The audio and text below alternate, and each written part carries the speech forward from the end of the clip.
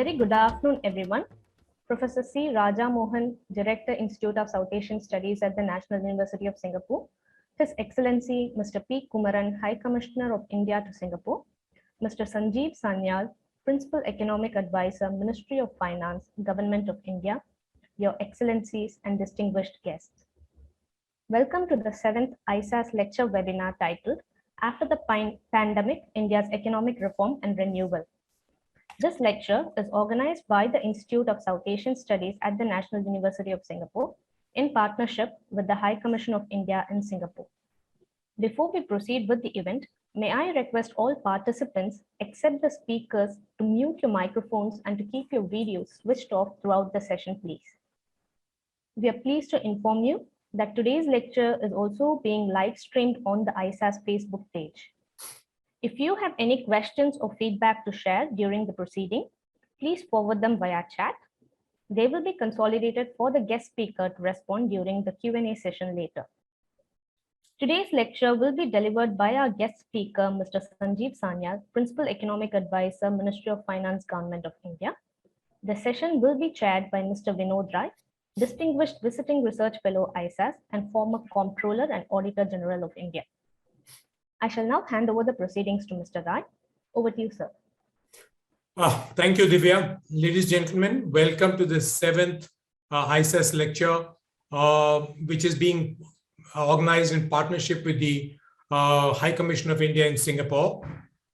We have a guest speaker today who will be delivering this lecture on India's economic reform and renewal after the pandemic.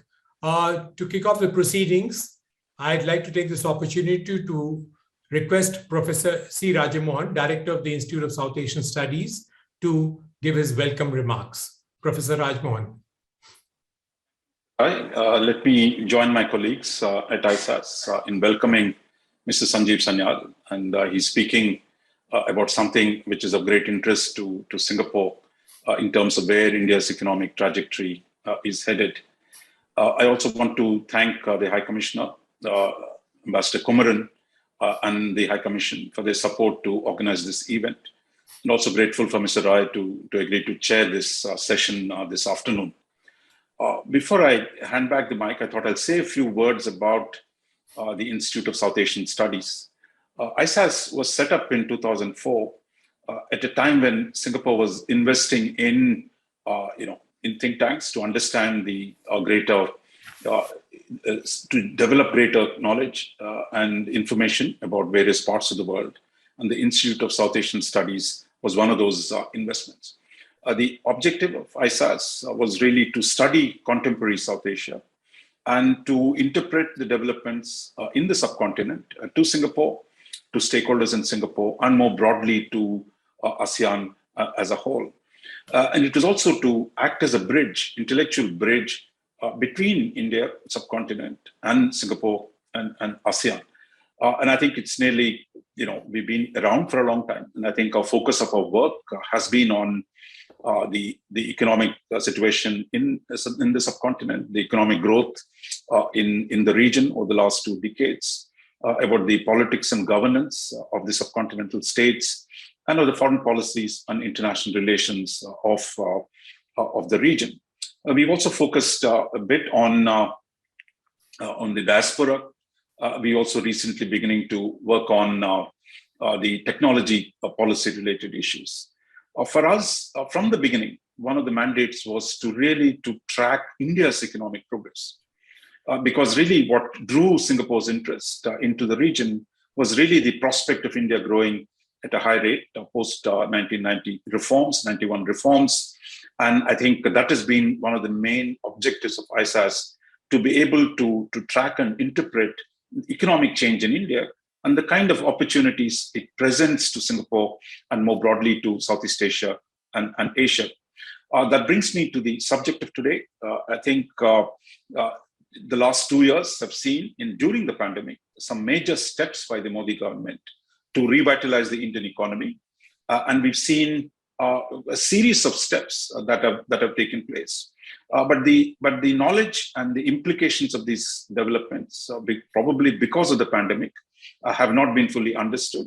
So we thought there's no better person than Mr. Sanjeev Sanyal to explain some of these new reforms that have taken place and how they could significantly alter India's economic evolution in the coming years. So we're really delighted to have Mr. Sanyal here with us. Mr. Sanyal, of course, is not just an economist. He's also written about geography, about India's history.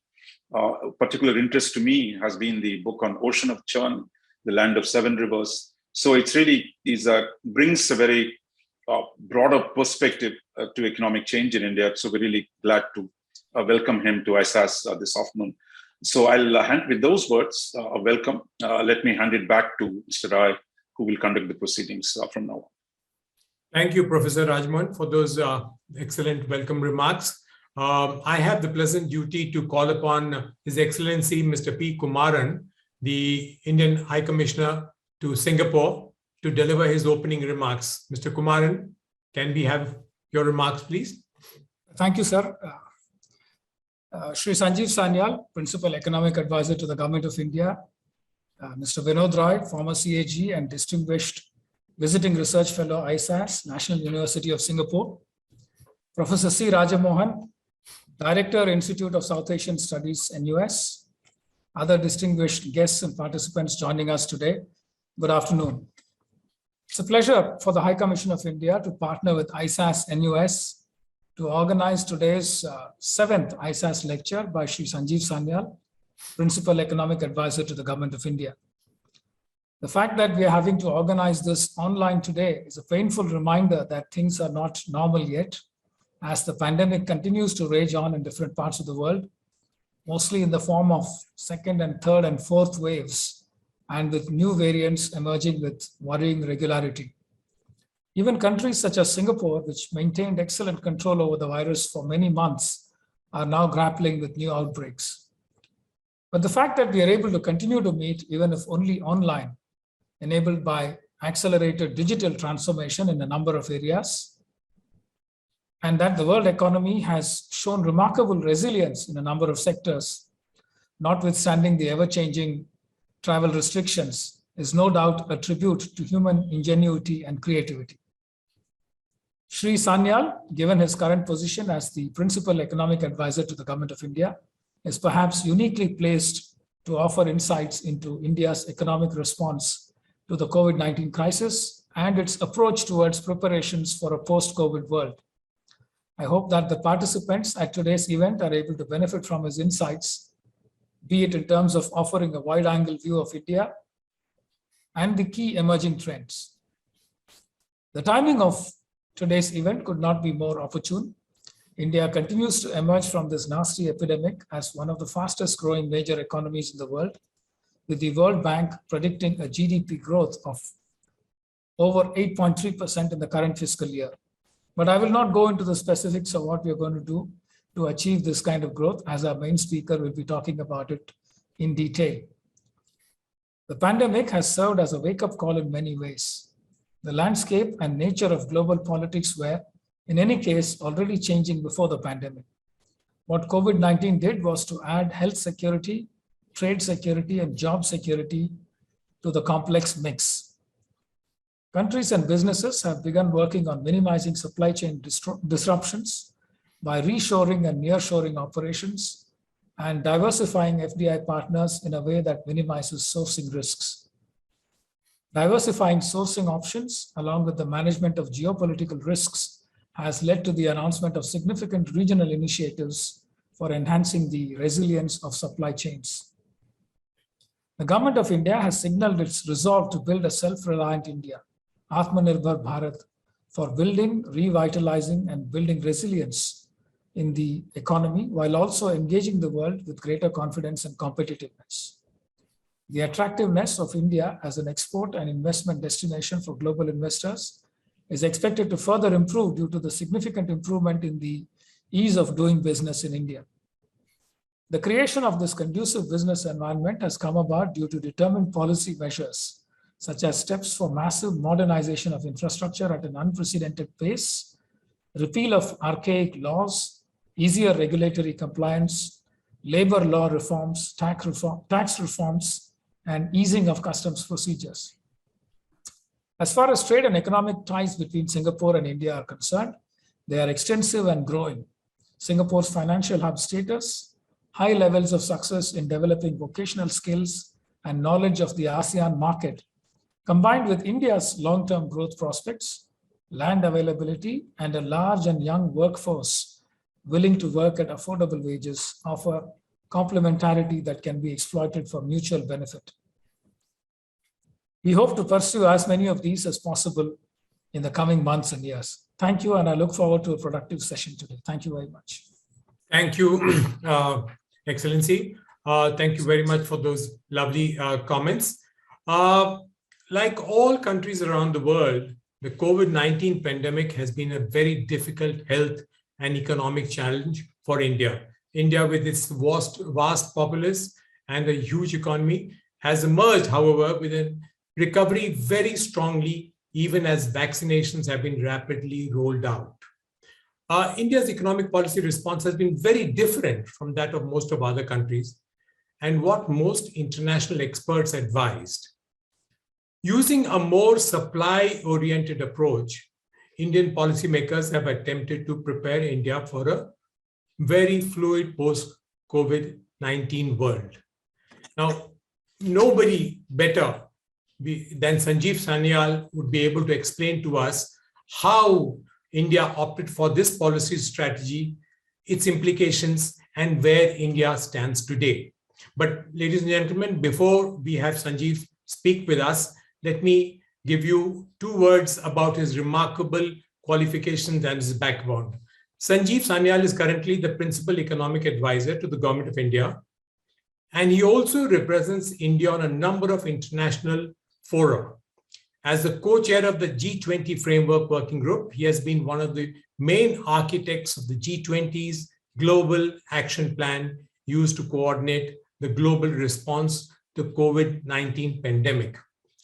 Prior to joining the government in February 2017, he spent over 2 decades in the financial sector and was a global strategist and managing director at Deutsche Bank. He was named Young Global Leader by the World Economic Forum in 2010. Mr. Sanyal is also a well-known urban theorist and writer. In 2007, he was awarded the Eisenhower Fellowship for his work on urban dynamics. He has been a visiting scholar at Oxford University, adjunct fellow at the Institute of Policy Studies, Singapore, a senior fellow of the Worldwide Fund for Nature, a fellow of the Royal Geographical Society, London, and an honorary professor of Jawaharlal Nehru University.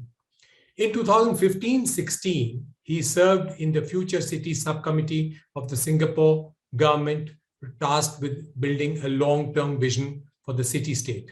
Now, I'm very happy also to add that Mr. Sanyal attended the Sri Ram College of Commerce in Delhi University, where I also studied, and of course, in the last millennium that was. And he later went on to Oxford University, where he was a Rhodes Scholar in 1992-95. His best-selling books include Land of the Seven Rivers, The Indian Renaissance, India in the Age of Ideas, and The Ocean of Churn, all published by Penguin. And as Professor Rajamoun mentioned, believe me, I've read 2 of the same books that he mentioned. They are wonderful reading. Besides being informative, they are very racy, they are very good to read. And I would sincerely recommend that folks who want to know Sanjeev better should read those books. He has, of course, published a whole large number of articles, columns, and reports in leading national and international publications. And Sanjeev can be seen and heard over the television channels also, speaking for government. I will not take up more time, and I have the pleasure to invite Sanjeev Sanyal to deliver the 7th ISAS lecture on India's economic reform and renewal after the pandemic. Sanjeev, may we have you speak? Thank you very much. Namaskar. Let me begin by thanking ISAS at NUS and the Indian High Commission for giving me this opportunity to speak. I would like to also thank Professor Rajamoun and Mr. Vinod Rai for inviting me and offering to chair this session.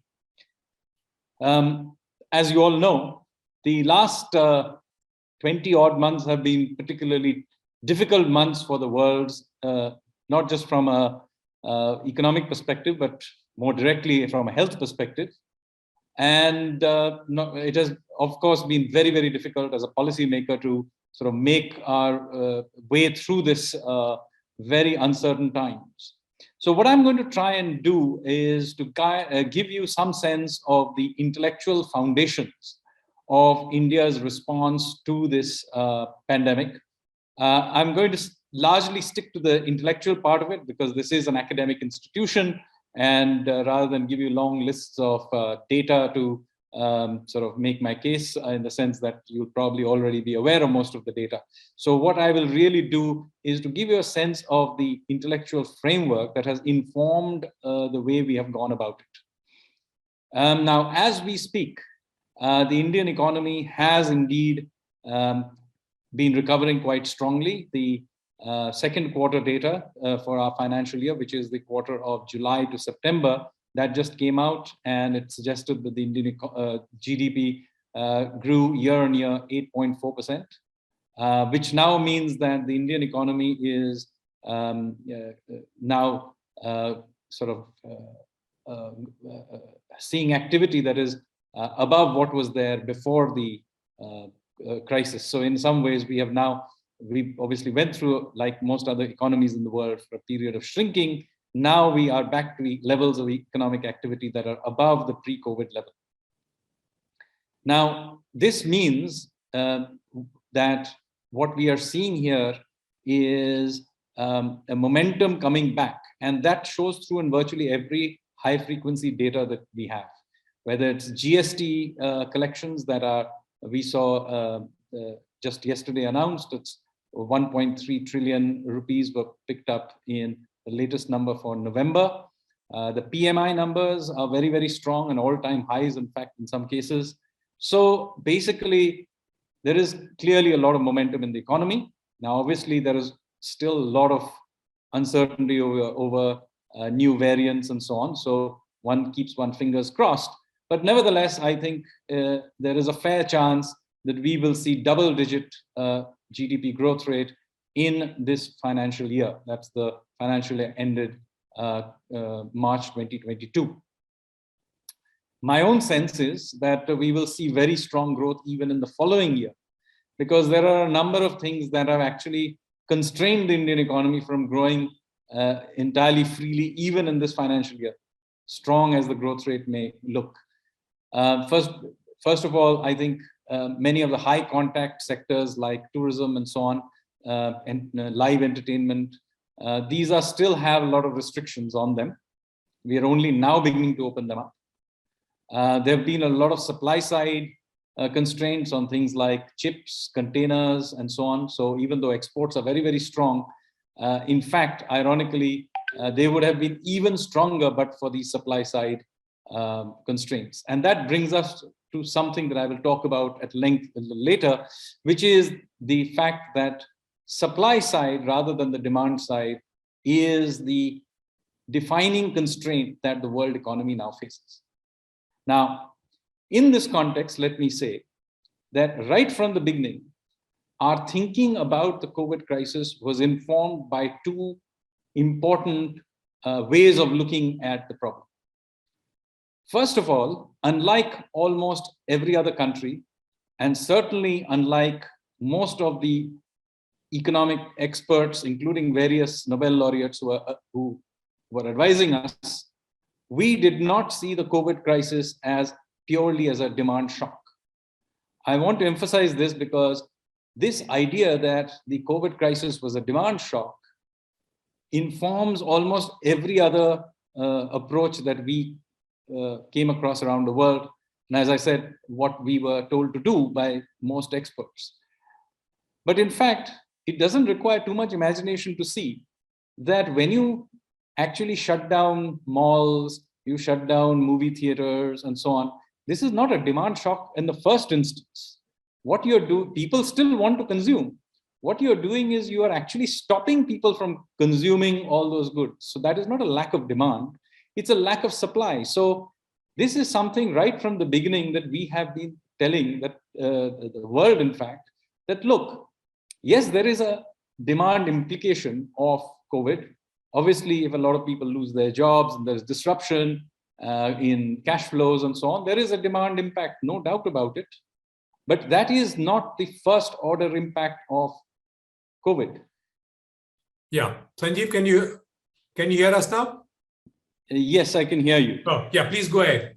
For a I'm moment. not sure when I dropped off, but basically, I think the point I was making is that a fundamental difference between our view and that of most conventional experts was that we saw the COVID shock first and foremost as a supply shock, and then secondarily as a demand shock. Yes, there is a demand implication, no doubt, when you cause so much disruption and people may lose their jobs or there are defaults or cash flows get broken down. There's no doubt that there is an implication for demand, and it needs to be looked into. But to think of it purely in a demand sense would be misleading, because what you will end up doing is pressing the accelerator when your foot is firmly on the brake, and all you'll end up with is the engine overheating. And this analogy, incidentally, is something that I used very repeatedly through the last 1.5 years. We're trying to explain this line of thought.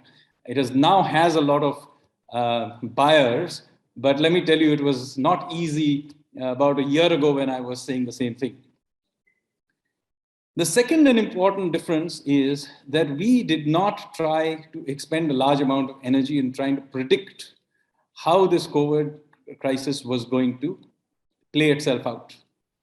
And the reason for that is very obvious. Like many other countries and governments, we called on the experts last March to ask them, how will this COVID crisis proceed? And you will remember from that time, we got a wide range of possible trajectories. There were those who made this case that this was nothing much more than a bad flu. And then there were others who said this is catastrophic. We're going to be like the Spanish flu. Millions of people will be dead in a few months and so on. Now, one approach is, and some countries did do that, was they looked at the array of forecasts and chose the one they thought was the most likely. So that's how you ended up, for example, with the Swedish model, or, the UK came up, initially talking about, they were the first to talk about herd immunity, and then they changed their mind and so on. Now, that is one approach. Choose the most likely of the forecasts. The problem with that is that if you're a relatively small country like Singapore, you can maybe change your view on the matter quite quickly. If you are dealing with 1.35 billion people, your problem is that once you have gone down one particular path, it's impossible to change direction. So we took the different view is that rather than try and guess which particular path we are going to go down, we took the guess that we had no idea how this was going to proceed. So since we were dealing with complete uncertainty, how do you go about making policy? Now, it turns out that there is, in the world of finance, a well-known strategy, which many derivatives experts, if there are any in the audience, will know. It's called the Barbell Strategy, which is basically that you proceed in a world of utter uncertainty by mixing two opposite strategies. So that is basically what we did. We basically combined hedging for the very worst outcome with a Bayesian updating, step by step making our way forward. So this barbell strategy, you can clearly see in the way we go about. Now let me explain the policies we took, now that these are the two things we were thinking about. So back in last March, in 2020 March, rather than try and guess how long this would last, how it would proceed, etc., we just went for a full lockdown, which at that time was much criticized, taking the view that, look, let us take the view that the worst case is going to happen. This is going to turn out to be so bad that literally millions of people will be dying and so on. So let's just do a full lockdown while we buy ourselves time to understand what is going on, put some quarantining facilities into place, some testing facilities into place, understand from the experience of others what are the symptoms and so on. And that is the context in which we went into that lockdown. It was not the case that we knew what was happening. It was a response to uncertainty. And as time passed and we got better information, we kept easing those restrictions. Now, many people ask us, why were you willing to do full restrictions in March when there were very few cases and open things up when there were much more cases in September? And the reason for that is very simple. In September, we had much better information about the nature of this disease. We knew that it was dangerous, but we also knew its symptoms. We had some testing facilities in place, some quarantining facilities in place. So therefore, if you see it from an informational perspective, we were in a better position in September, despite more cases being there, than we were in March 2020. So that is, once you understand it from an information and uncertainty perspective, you will see why we were far more confident about opening things up in September 2020 than we were in March. Now, as time progressed, the cases came down very sharply. And that is the context in which we decided that we were going to do another thing. We were going to ramp up the economy using specifically spending on capital expenditure. Now, why had we not done it before, and why were we doing it from October, November, December, January onwards? The reason was that, as I pointed out to you, our view was on the economic front that spend the money while you're in lockdown on providing for the worst case outcomes, i.e., just like with the health where we're doing a barbell strategy, there's a barbell strategy happening even on the economic front, whereas you hedge for the worst outcome and make your way forward through iterative information gathering. So when the rest of the world was going through these massive trillion-dollar packages, we took the view that rather than do these, let us try and focus all the resources we have on making sure the very most vulnerable parts of the economy are given some cushion. So we pushed out a food program for 800 million people. We provided small amounts of money through the Jan Dhan schemes to the bank accounts of various of the poor. Now, it was not our contention that this was going to revive the economy. But notice that we were not trying to revive the economy. What we were trying to do is to provide a cushion, a safety net.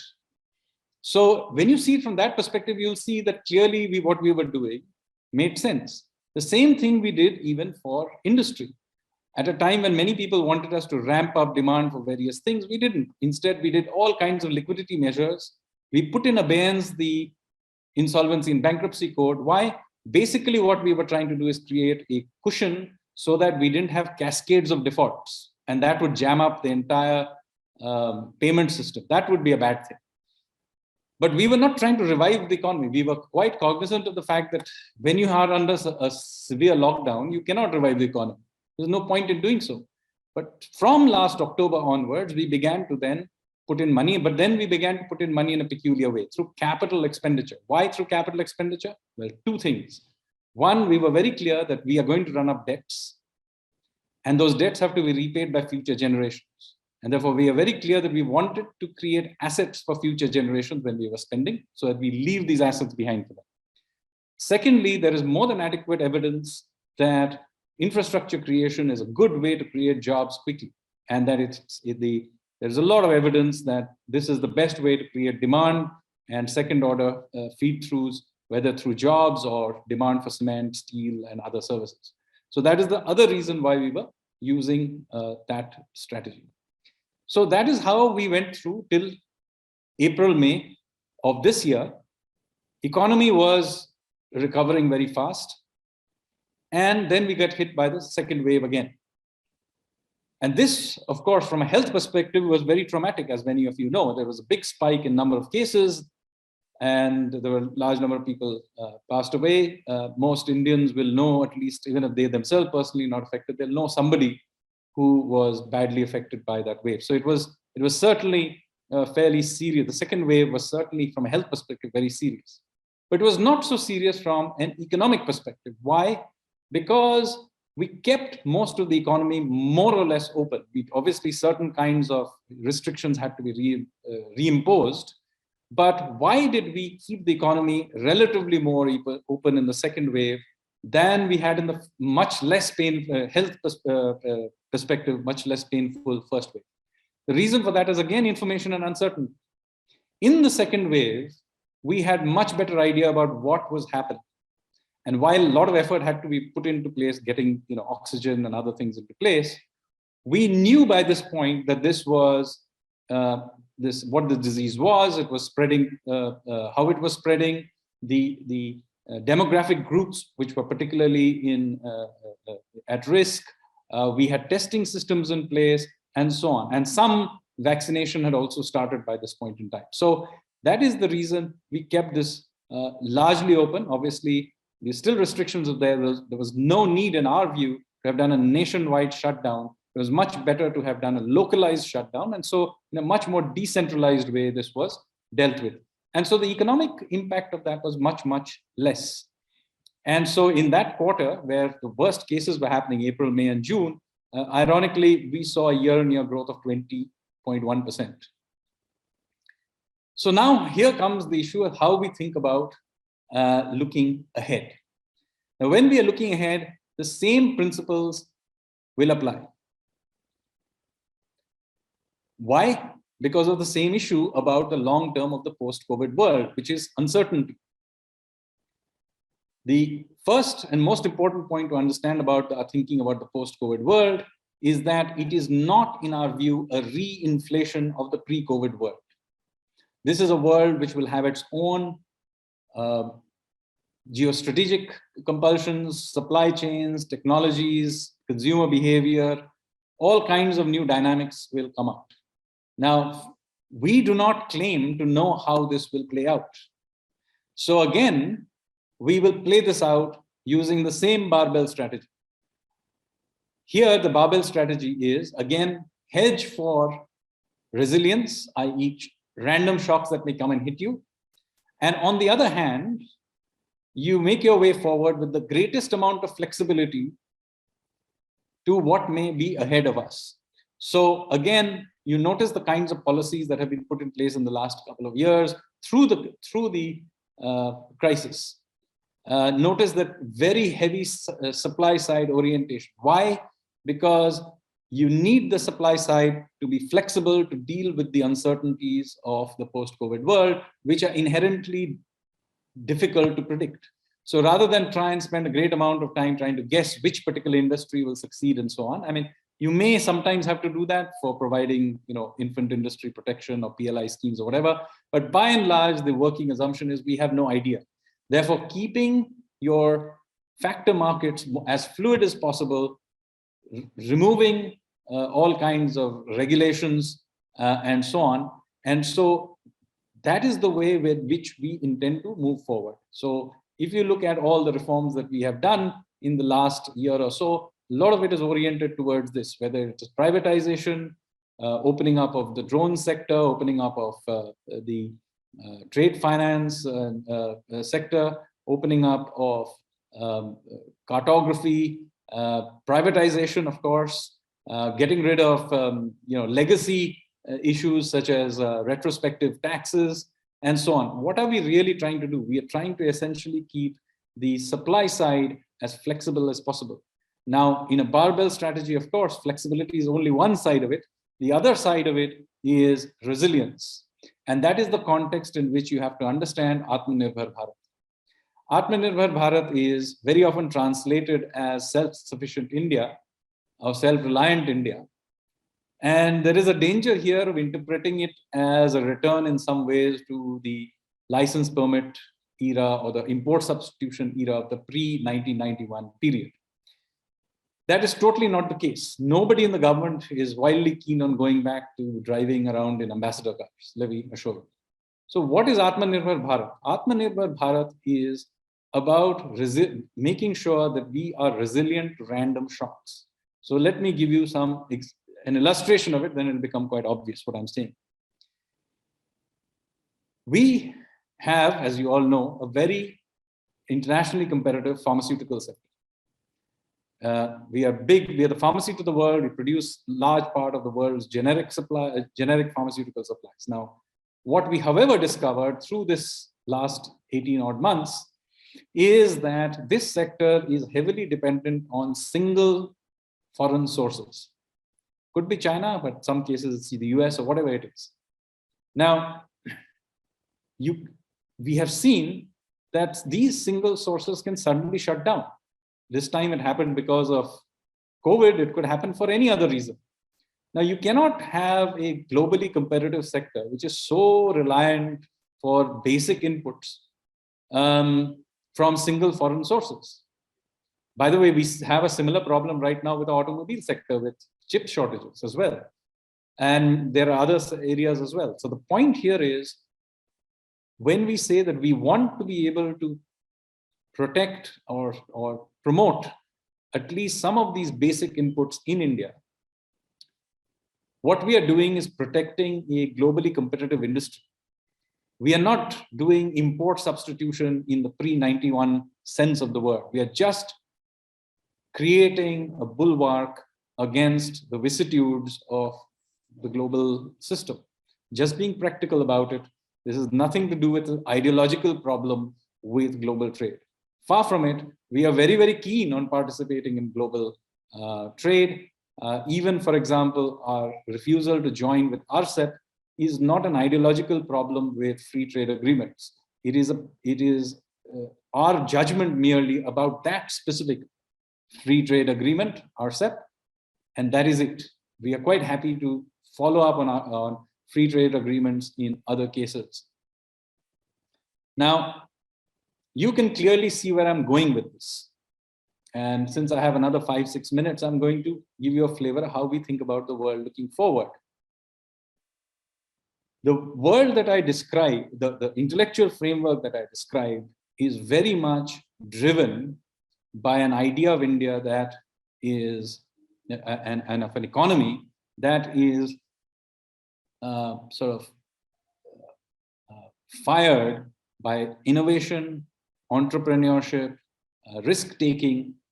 And this is the context in which you have to see the wider frameworks of reform that have been done, not just in the last 18 months, but even before that. And so this is the context in which you've got to think about things like the Insolvency and Bankruptcy Code, the cleaning up of the banking system, for example. India is one of the few countries in Asia that have attempted to clean up the banking system before the great growth period and the dividend and the demographic dividend phase. Japan did not clean it up. It eventually paid for it. We are now witnessing the impact of having a large hole in the banking system in China, for example. While Singapore itself did not face this problem, it did get buffeted by the impact of the Asian crisis, which happened all around it. In every single case, it was about a banking system that had expanded and expanded and expanded and never been cleaned, did not have a proper insolvency and bankruptcy system, so that the creative destruction process that should happen along the way was not happening. So that is something very important that has been put in place. And we have illustrated large companies, whether it is Jet Airways or many others, or SR Group or whatever, our system is able to deal with these large insolvency and bankruptcy code. Now, of course, we held it at abeyance for a short period of time during the shock, because obviously we didn't want a one-off shock like COVID to cause too much havoc in the system and cause cascades of default. That would have been unfair. But broadly, what has happened as a result of the use of this is that creditor rights have got reimposed in India, which was a serious problem before this COVID period. So if we had gone through this COVID shock with the banking system that we had in 2015, let me tell you, our position today would have been very, very difficult. But because we had cleaned it up more or less before 2020, we entered the system with a banking system that was cleaning itself up, but more importantly, a banking system and a corporate sector that was relatively under-leveraged. So since we had an under-leveraged banking system, the shock from COVID actually did not transmit quite as much. In fact, ironically, today, our banking system is cleaner than it was in 2019. And so that is one important thinking that you have to see, again, as very much a supply side creative destruction view of the world. The second thing that is happening, which is in some ways a sociological phenomenon, as much as it is an economic phenomenon, is the rise of new companies, first generation entrepreneurs taking risks and doing things. That obviously shows through in the popular press as the rise of the unicorns, but actually you have to see it in the larger context. Between 1947 and the mid-90s, almost all the large successful business houses in India were exactly the same, with perhaps the one addition of the Ambanis. And then in the 90s, once we began to open our economy up, we did get a few new additions, most of them from the IT sector coming in. But since then, there was almost no additions till essentially now. And so what is happening here is quite extraordinary. You're having this explosion of risk-taking driven by many factors, including the flow of venture capital. And new sectors of all kinds are popping up. New risk takers are popping up, most of whom are first generation risk takers. But even those who are not first generation takers, they're going into sectors that there's no precedence. And as a result of which, you are seeing a lot of new innovation happening. It's happening in the Delhi NCR area. It's happening in Bangalore, but across the country in all kinds of ways. And this is filtering through to a new culture as such. And I think this is absolutely critical, because this is really what New India is about. It is about this creative destruction. And this creative destruction process is, in my view, the most important thing that has been engineered by the cleaning up of the banking system, the insolvency and bankruptcy code. Sure, the shock of the COVID shock may have sort of manifested itself in a painful way in some cases, but I think it did in the end also open up new vistas for new companies to exploit. So overall, I would argue what has happened is that we have left here with an economy that is much healthier than anybody expected it to be. On our macroeconomic stability front, we are doing well. The government's finances are in good shape. We are seeing a record, both direct and indirect taxes coming in. And so I think we are more than in line to hold our fiscal line. On the monetary front, we have not done what many other countries, including the US, did, is just soak the system with excessive amounts of liquidity. So oddly enough, our inflation is well in control. It's in fact lower than that of the US right as we speak, despite the oil shock. We have foreign exchange reserves at all-time highs at 640 billion odd. And so macroeconomically, we are looking in good shape. As far as growth is concerned, I mentioned right in the beginning, our momentum is good.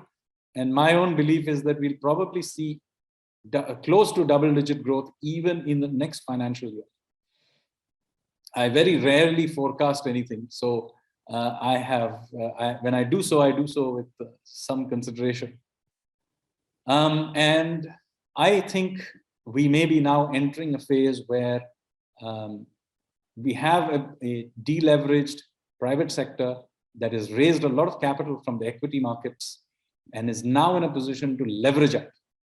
The banking and non-banking sector, having been cleaned up, are now in a position to support that expansion. So we have a banking system that is, in my view at least, way too small for the size of our economy. But this sector is now being cleaned, it's well capitalized. In my view, it will at some point begin to sort of kick in. And so again, a major new source of capital will be supporting this expansion. What are the risks in all of this? Well, the biggest risk in all of this is, of course, that this COVID crisis somehow comes back. But even in that scenario, which I think, I don't think it's the most likely scenario, but it is a scenario that could happen, even if this Omicron variant turns out to be more deadly than people think or whatever, or some other one comes through. I think we have demonstrated in India both social and administrative capacity to be able to deal with this. I think most people would not have 2 years ago given us the credit for being able to hold a country of 1.35 billion in prolonged periods of lockdowns and have been able to manage it.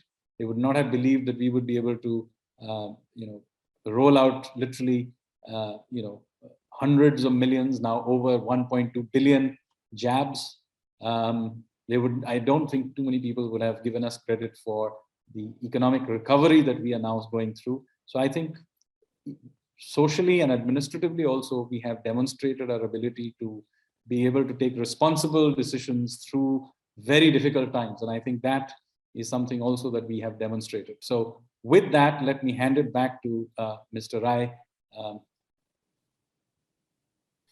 Well, Sanjeev, thank you very much for that excellent exposition and insight into the policy as it evolved in India, what were the policy prescriptions, and the intellectual architecture which went into the policy formulation. Because as you very rightly said, there were any number of people, and you said even Nobel Prize laureates who were advising not only India, lots of other countries to do things in a certain way. Fortunately, we did it the way our policy planners wanted it to be done, and we are out of the woods. So hearing it all from a person who dirtied his hands doing it was absolutely wonderful for each one of us. We have about half an hour more to go. I'm sure you'll be able to take some questions that the audience and participants have over here. Sure. So may I, we have a whole array of questions. Let me pose the first one to you, which has come in, which says that with the benefit of hindsight, what would you have done differently between March and September 2020? Well, one of the things I shall say is that the entire basis of our policy making is that we have no benefit of hindsight. This is about uncertainty, right?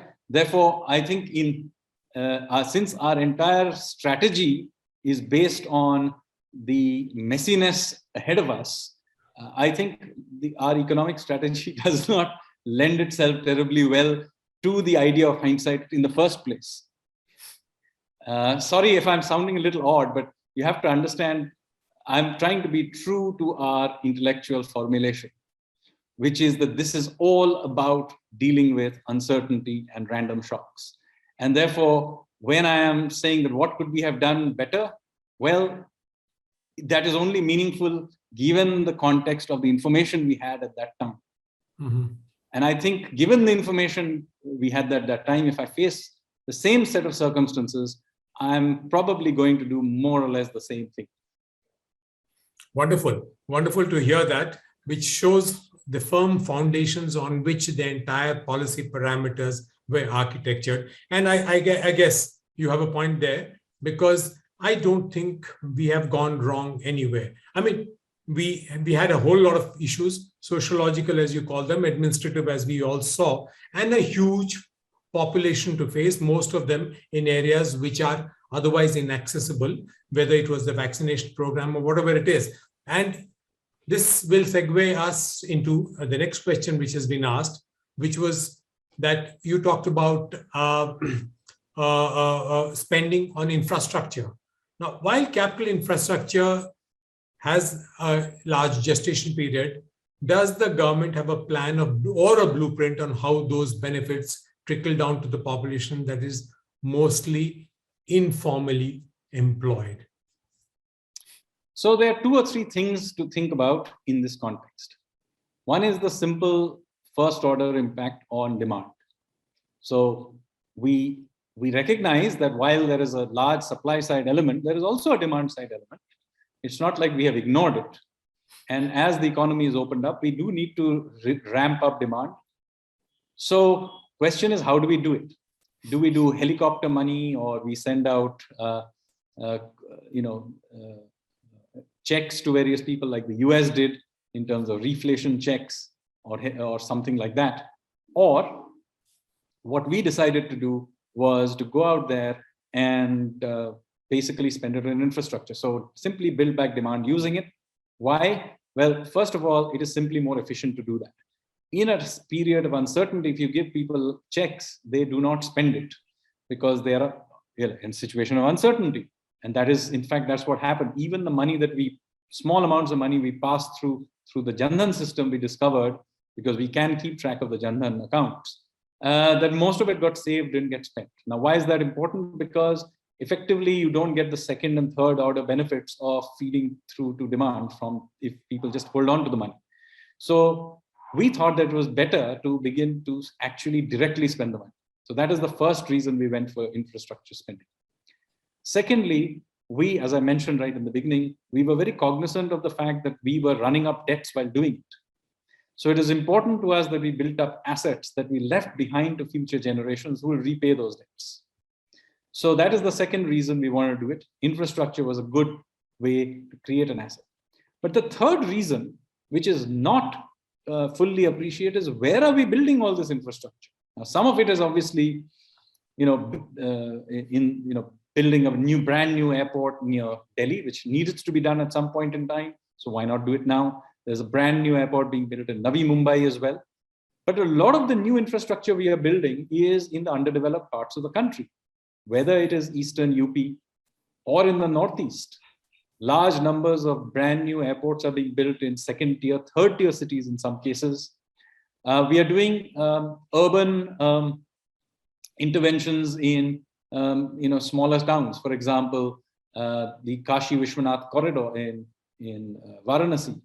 And certain areas where we know that this infrastructure has to be built at some point in time. Like, for example, in the case of just few hundred meters from me, the Central Vista, where we know that some of the old 1960s, 1950s built office spaces simply cannot be used anymore in the 21st century. At some point, we have to tear them down and rebuild them, like Shastri Bhavan, for example. So, well, let's do it right now. Why? This is no worse a time to do it than any other. So all of these things are things we anyway need to do. They build assets. And we know from many, many studies, there are a lot of studies which show that the feed through from infrastructure spending is very good in terms of semi-skilled jobs, because much of this is construction jobs, laying of pipelines, carpenters, those kinds of jobs are created while doing construction. So this is a very good way of creating that jobs. But very importantly, since I mentioned a lot of this infrastructure is getting built in places like Eastern UP. Fact is, it's not like people living in Eastern UP or Bihar or the Northeast are incapable people. The reason those parts of the country are relatively economically backward is because the access that the poor have to these resources is limited. It's not like the poor do not know how to use world-class highways. If you give them access to world-class highways, they will figure out very quickly what to do with it. After all, everybody has very quickly taken on smartphones. So this idea that the poor need to be given shoddy infrastructure because they are poor is itself a fundamentally flawed idea. Give them access to world-class infrastructure and they'll become world-class. So given all this context, we have gone for this rather infrastructure-heavy approach to supporting demand. Yeah, that certainly is worthwhile, because one can see the infrastructure coming up all over the place.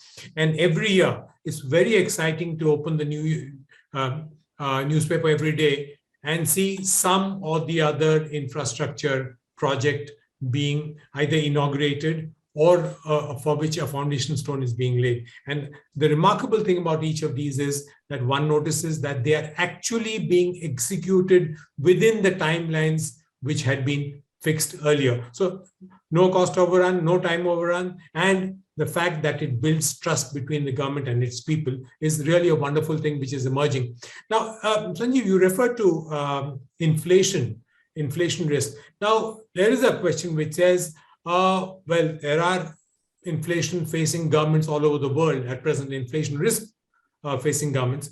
What steps have India taken to insulate the country against this kind of a risk, which is likely? Because you're talking about retail inflation at 4.5%, but wholesale inflation is getting 12%. And when this beast will get out of control is really not predictable. So what are the precautionary measures that you propose the government to be taking? So this issue of inflation, as I said, shouldn't be surprising, but much of it is due to the world economy.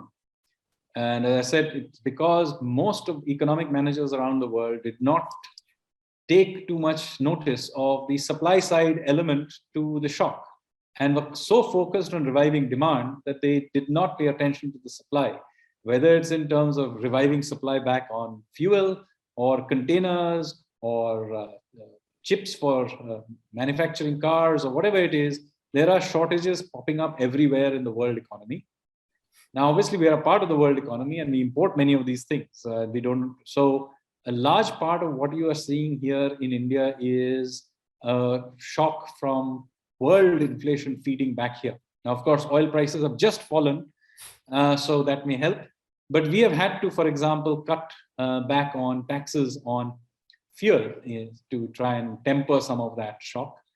We were able to do that, of course, because other sources of taxes have revived. So we had some cushion there, which we are using by cutting taxes on fuel to provide sort of some dampening. But yes, I mean, we are not isolated from the world. And if the world inflation keeps being strong, we will be impacted by it. But meanwhile, inside India, we are trying very hard as possible to open up things so that at least the supply side internally remains as good as we can. So whether it be building out the infrastructure for the medium term or in the very short run, continuing to be relatively conservative on both the fiscal and monetary side. I mean, I obviously talked about how we were very fiscally conservative, but actually even on the monetary front, we were quite conservative. I mean, in a world where interest rates in many countries were close to zero or even negative, India still had interest rates which were significantly, both in nominal and real terms, significantly positive. So we were never in that position of having overinflated the economy in the way any others did. So we have throughout this process been keeping things under the lid. Now, in this context, you mentioned the difference between the CPI and the WPI. Here, I think we do need to, however, take cognizance of how these two things respond to supply bottlenecks. So if you go back last year, what happened last year is the CPI spiked up, whereas the WPI went down. So why would wholesale prices be falling while consumer prices were going up? Well, this is classic supply side shock, right? Because the supply from the wholesale to the retail has been disrupted. So therefore, wholesale prices fall because they are unable to supply the goods and are clogging up the system there. Whereas the consumer price goes up because the retail end of it is unable to function. So last year, CPI spiked up. WPI actually went in for a while into negative territory. Now what you're seeing is a convergence on the other side. So some part of this high WPI that you're seeing is because of low base last year that they are making up for. Nevertheless, it is also true that there are the supply side is not entirely perfect on our side as well. So there are places where we have to intervene and make sure that those things do, cotton yarn, for example, those prices are spiraling up. And that's good for cotton growers, but we do need to make sure that our, the supply chains in that continue to function. Thank you. Thank you for that. Sanjeev, I have another question which has come in from a representative of the Ministry of Trade and Industry of Singapore.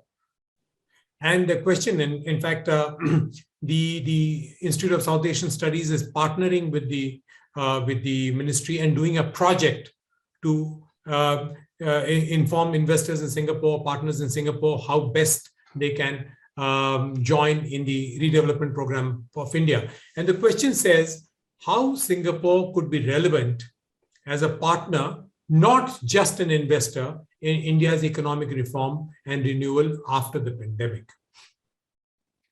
So I think it fits very much into what we need to do into the next 30 years of reform. So if you will indulge me for a minute.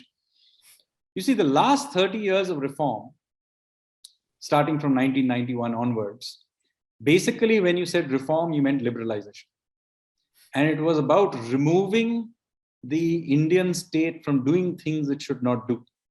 So liberalization and reforms basically meant the same thing. A lot of what we talked about was deregulate, privatize, and so on. Now, I'm not saying all of that is done. That's still work. I mean, we still need to, do a lot of that as well.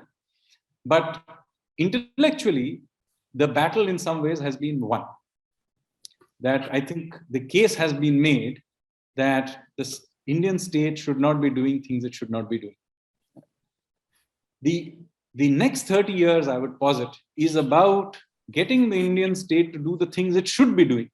And so I would argue that the next 30 years of reforms is about reforming the Indian states to deliver on services.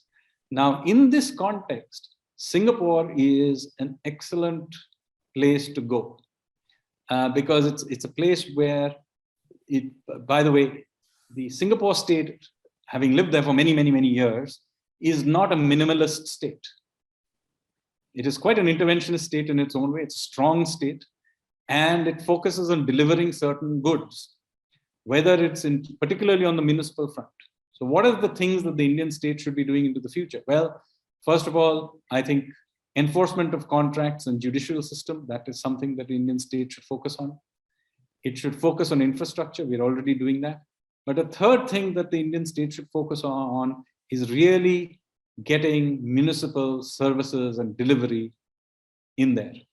And I think that in particular is something we need to spend a lot to learn from Singapore, because there is no doubt in my mind that, by the way, whenever I say this, somebody will come and say, oh no, Singapore is just 5.5 million, Indian cities are 20 million or whatever. First of all, that's no argument at all. For the simplest reason, other than 5 cities in India, Singapore is actually bigger than all other cities in the country. And secondly, many of the things Singapore does are very replicable at different scales. So whether it's infrastructure or municipal management or, for example, waste management, energy conservation, water management, all of these are issues which India at different scales of urban systems require to do something about. And this is a journey in which Singapore has a lot to teach us.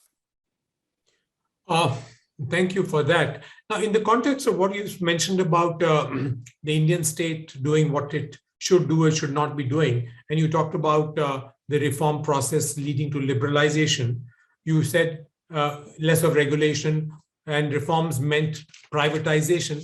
The government has announced a very ambitious target of disinvestment.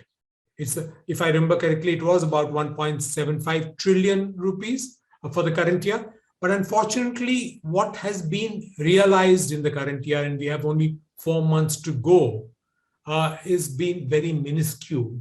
Now, where do you see this program going? Because as you mentioned, tax revenue is going up substantially, but what about the non-tax kind of revenues which have been built into the budget? How do you see them playing out? So first of all, we do intend to monetize and privatize or list significant and large public sector enterprises. You may be aware of what's happening on LIC. So that in itself will be a non-trivial step in that direction. Now, of course, whether or not we are able to do it in the next 3-4 months, I am under the impression that we will be able to do it. So I think you will see that more of it will get done than people think. And of course, we have done Air India. That was an important litmus test, not in terms merely of the amount of money we got or even the financial part of it in terms of recurring losses into the future, but also in terms of demonstrating a clean process of doing it. I think there's almost no reasonable person would criticize either the process that we went through in terms of getting it privatized or in terms of what the final outcome was. So I think that set the stage in some ways to providing both the political as well as the administrative acceptance of the process. So I think that has been a big step forward. So now whether LIC or other companies that are being looked at, and it's not just about companies, public sector corporations, there's a fairly aggressive idea of monetizing assets as well. No, I think Air India has been a remarkable success story of the capability of the government to be able to live up to the announcement it makes. Because we've all seen it over the last 10 years, 15 years, that Air India government has been talking about privatizing or disinvesting or keeping itself away from it. But the way it was done, I'm talking in terms of the process and in terms of the delivery, in terms of the timeline, it was absolutely above board. And as you very rightly said, leave alone criticism, there was no question of anybody doubting any element of the policy as it rolled out. Since you talked about the LIC, do you see the insurance sector being able to play anything in the recovery of the economy? Well, insurance sector, there are two things here. I think what I would consider is the lesser, but usually the talked about in the more, given more emphasis, is the role of insurance as a source of raising long-term funds to build infrastructure, do whatever. Since I am from the creative destruction Austrian School of Economics, as you can tell, my interest in the insurance sector is completely different. I mean, the benefit of raising long-term money is the peripheral benefit. The real benefit is that if you live in an uncertain, churning, chaotic world where you have to take all kinds of risks, then the insurance sector is important as a way of hedging out the bits of the risk that you can see.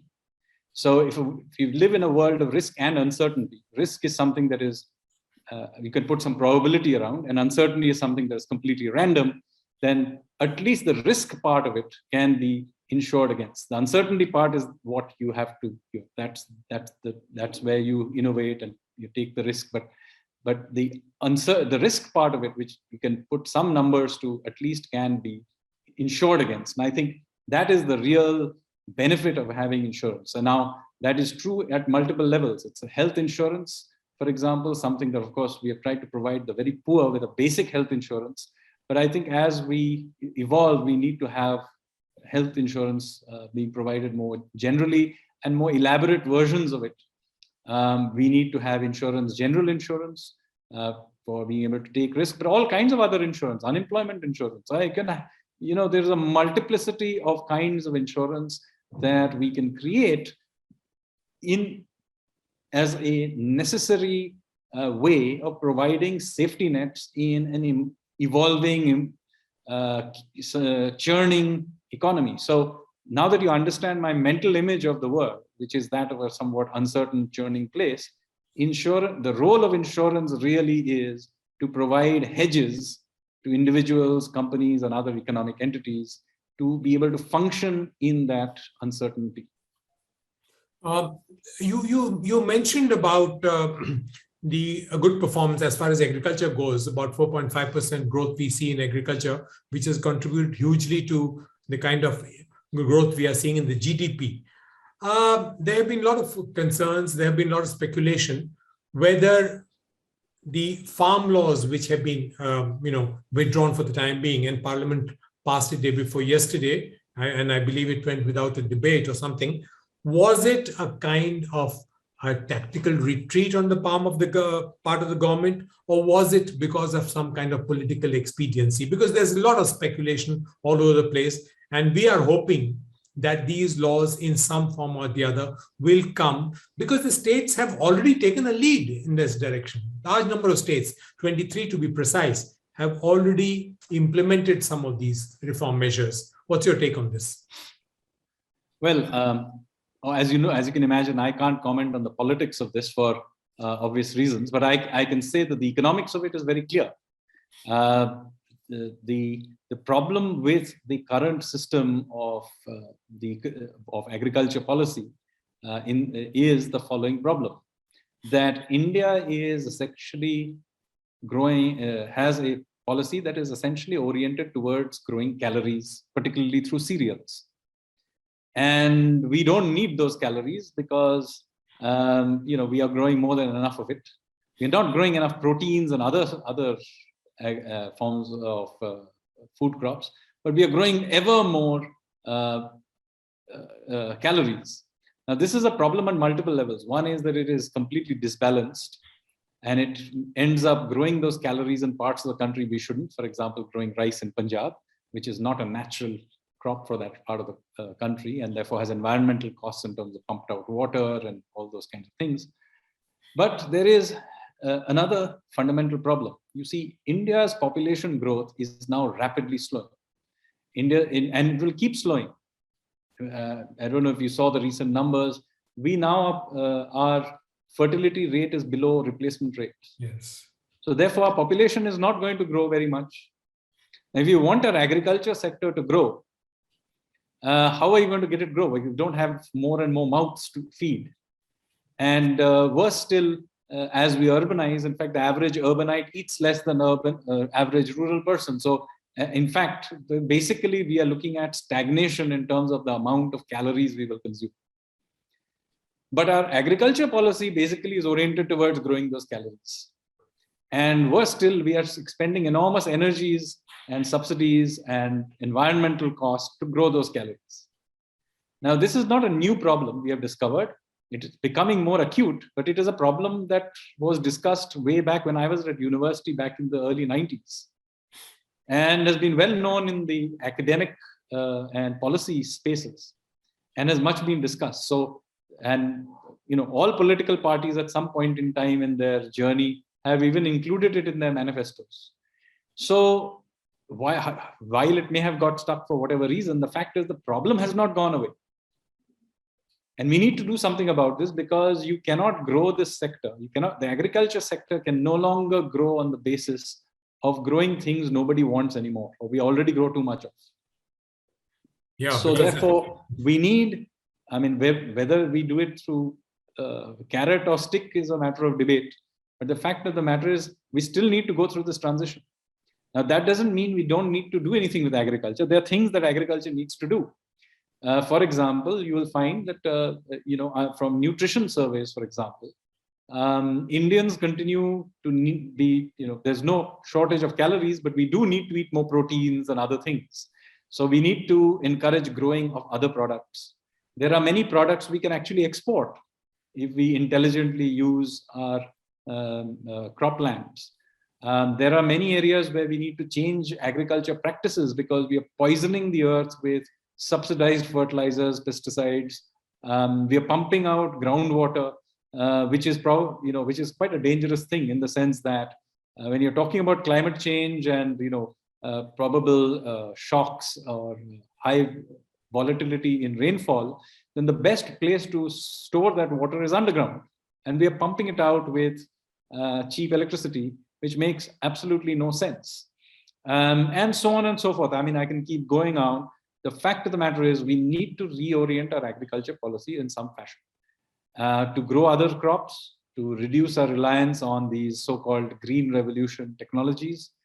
In many cases, bring back traditional practices which were far less onerous on the environmental impact, and so on and so forth. So that is the context in which I think we will have to keep progressing in that direction.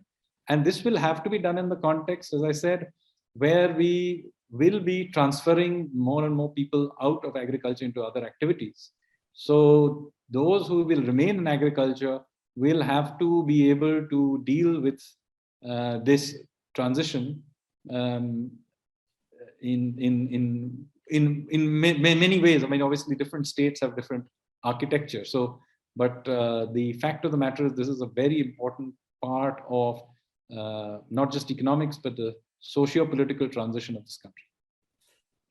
Sanjeev, I have a large number of questions still coming in, ranging from climate change to how the economic policies influence foreign policies and things like that. But I don't think we can, call upon more of your time.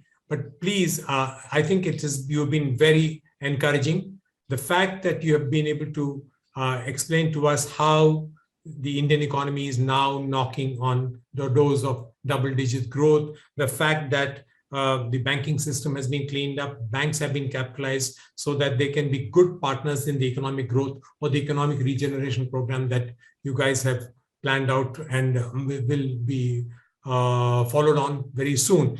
I think we can't call upon more of your time. So thank you very much for giving us this excellent insight into it all. We have a large number of people who have heard you, guests of ISAS and the High Commissioner of India. And I must thank the High Commissioner for having persuaded you to have come and spoken to us. With these words, thank you once again. I hand you back to Divya to take up the proceedings. Thank you very much, Sanjeev. Look forward to seeing you sometime. Namaskar. Yeah. Thank you. Divya. Thank you, Mr. Rai. Thank you, Mr. Sanjeev, for this engrossing session. Thanks to all the participants for having passed on your questions. With this, we have now come to the end of this joint lecture. We thank you for your participation and hope to see you again at our future events. Have a good evening, everyone. Thanks. Thank you. Thank you very much. You.